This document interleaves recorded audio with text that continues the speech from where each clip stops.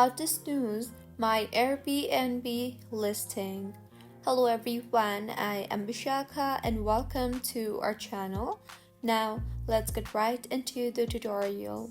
Firstly, go ahead and open your preferred browser and in the search bar search for airbnb.com. Now log in to your Airbnb account.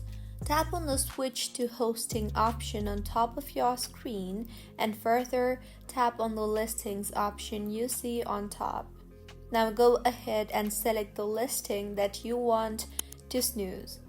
Now, under Listing Editor tab, you will see the option for Edit Preferences. Tap on that and then tap on the Listing Status option. Further, select the Snoozed option from the drop-down menu and enter the start and end dates for the snooze period. Further, tap on the Save button to apply the changes that you just made. And this is how you can snooze on Airbnb listing.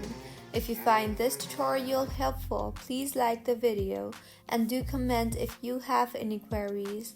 Also, do subscribe to our channel for more helpful tutorials like this.